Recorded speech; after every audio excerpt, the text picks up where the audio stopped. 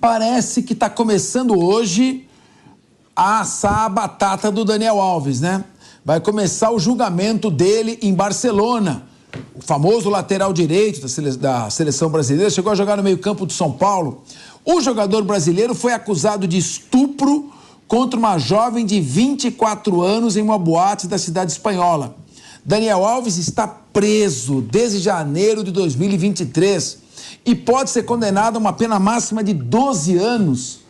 Luca, quais devem ser os próximos passos? Que loucura aconteceu na vida desde que imprudência, que ação repulsiva que ele foi tomar, que ação também impulsiva. O que pode acontecer nesse julgamento?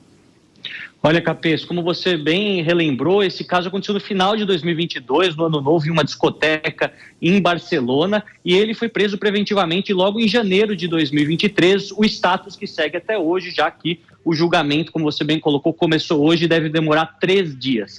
Ele pode chegar até 12 anos de prisão, apesar de que muitos juristas espanhóis acreditam que ele possa ficar no máximo 9 anos, já que pagou uma indenização de 150 mil euros, mais ou menos 800 mil reais, à família da vítima e à vítima em si, algo que não foi pedido pela jovem de 24 anos, mas foi concedido pela justiça espanhola mesmo assim. Daniel Alves nega todas as acusações, mas vale ressaltar que durante todo esse processo de investigação mudou a sua versão em 5 vezes.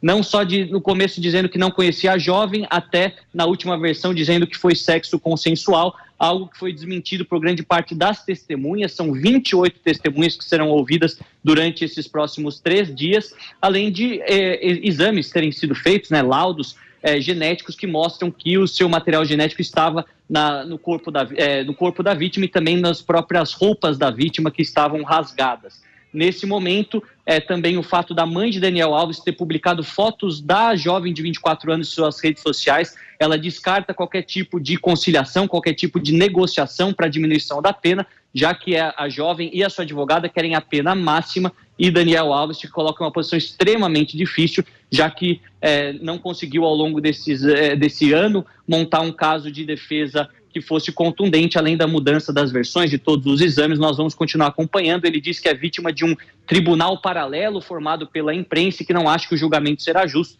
mas de qualquer maneira isso já tomou as manchetes de toda a Europa e nós continuaremos acompanhando tantos depoimentos. Ele será o último a se pronunciar, isso provavelmente na quarta-feira, e também o veredito da juíza de Barcelona, que deve sair pelo menos durante os próximos meses. Bom, Luca, é verdade que, por um lado, há um interesse muito grande da imprensa nesse julgamento.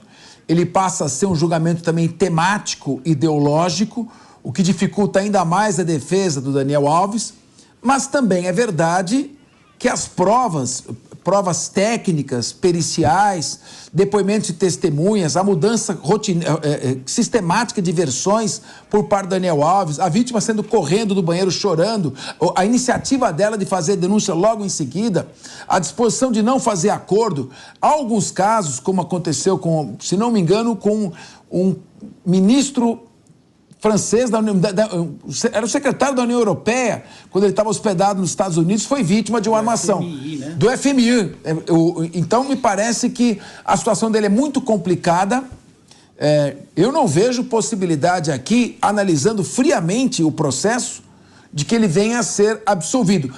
Mesmo desconsiderando a questão da imprensa, da mídia, da questão de ser um julgamento extremamente antipático para a defesa, mas as próprias provas indicam, infelizmente, para ele que, num determinado momento, a vítima disse, eu não quero, e ele, com violência, foi adiante. Agora, pena máxima, eu acho um pouco complicado. Se o sistema espanhol é muito parecido com o sistema brasileiro, acho difícil que ele venha pegar a pena máxima. Mas nós temos aqui um especialista em direito internacional, que é o professor Acácio Miranda. Ele vai perguntar algumas informações, vai precisar de algumas informações para você aí, Luca Bassani. Acácio Miranda. Luca, boa noite para você, meu amigo, prazer revê-lo. Aqui no Brasil, a gente tem discutindo, inclusive é pauta no dia de hoje, sobre a reeleição do presidente de El Salvador, o Bukele. Eu gostaria que você falasse, se possível, obviamente, como a Europa tem visto a atuação do Bukele e principalmente como os países europeus viram a reeleição dele no dia de ontem. Ele fez primeiro, para a população. Obviamente, o Capês pede para que eu explique. O Bukele foi eleito presidente de El Salvador há alguns anos. El Salvador, à época, era um dos países mais violentos do mundo e hoje há uma inversão desses índices de violência. El Salvador é considerado um dos países mais seguros, obviamente sob a ótica da segurança pública na América Latina, inclusive vale a referência, Capês, nós temos um colega de bancada, o Renato Batista, que está pessoalmente em El Salvador acompanhando o processo eleitoral. Olá, Cássio, sempre bom também revê-lo aqui. Realmente é uma questão muito interessante e analisada pelos jornais europeus, e eu posso também dar um depoimento pessoal, já que estive em El Salvador em 2022, o presidente Nayib Bukele, assim chamado pelos salvadorenhos, foi eleito em 2019 com essa pauta de acabar com a impunidade e acabar com as pandilhas, né, as gangues de diferentes criminosos que têm a ver com o tráfico internacional de armas e o tráfico de drogas, que utilizam a rota pan-americana, trazendo as drogas produzidas na Colômbia, produzidas também no Peru, na Bolívia, para os Estados Unidos através da rota, como eu disse, dos países da América Central e o México. A gente vê que ele conseguiu ter muito sucesso, né, no aspecto de reduzir a mortalidade dentro do seu país, que era um dos mais violentos do mundo, um dos maiores números de homicídios per capita, se nós formos até comparar com o Brasil, com a Venezuela e outros países com altos índices de criminalidade no mundo, mas ao mesmo tempo há várias denúncias de que pessoas estão sendo imprisionadas de maneira injusta. Muitos dizem que, como as pandilhas, as gangues em El Salvador são conhecidas pelas tatuagens, muitas pessoas, simplesmente por terem tatuagens, eram levadas pela polícia sem direito à ampla defesa, sem direito a falar com seus familiares.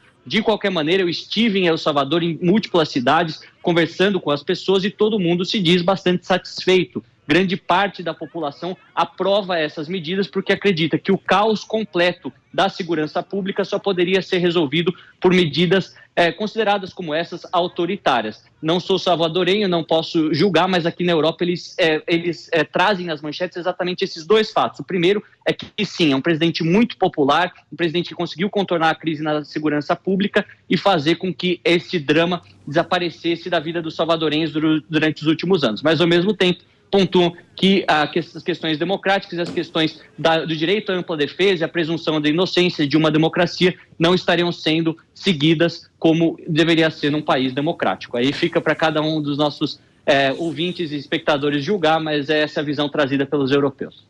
Muito obrigado, Luca Bassani, um forte abraço a você. Voltamos aqui do estúdio com as